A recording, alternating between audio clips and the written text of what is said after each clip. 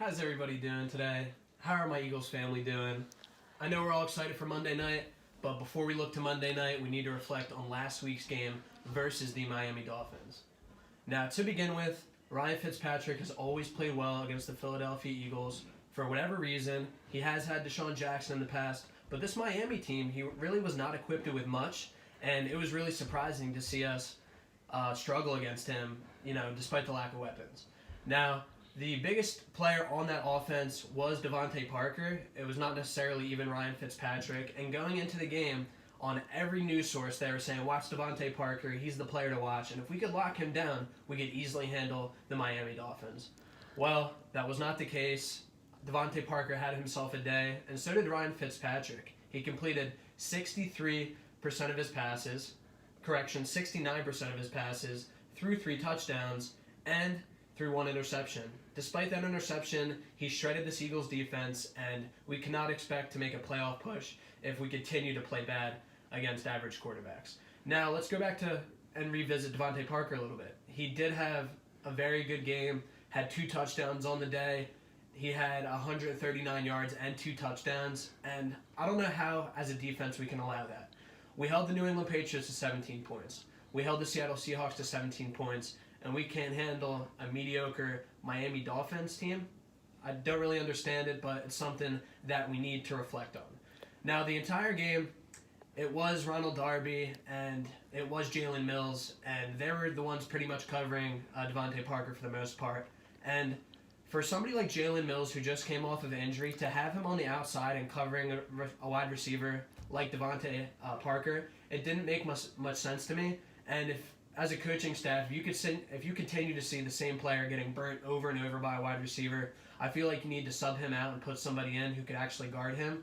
And that was one of the biggest mistakes that I saw through the game.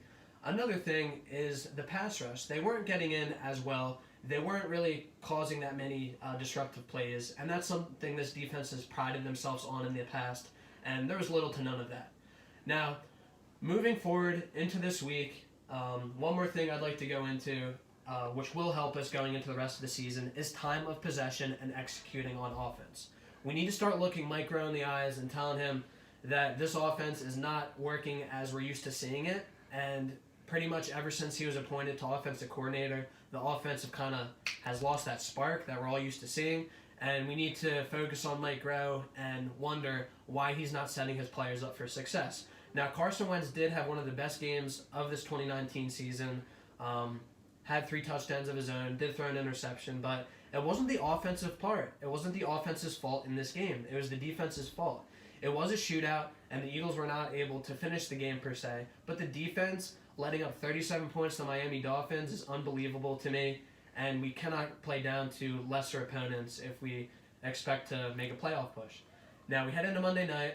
Daniel Jones is out, but we will be seeing a familiar face that we have had success against, and that is Eli Manning. Eli Manning has not played any games. Like I said, Daniel Jones has taken the majority of reps at the quarterback position, and it actually plays to the Eagles' advantage. Now, we can't underestimate any opponent like we did last week, and we found ourselves behind the 8 ball and taking an L.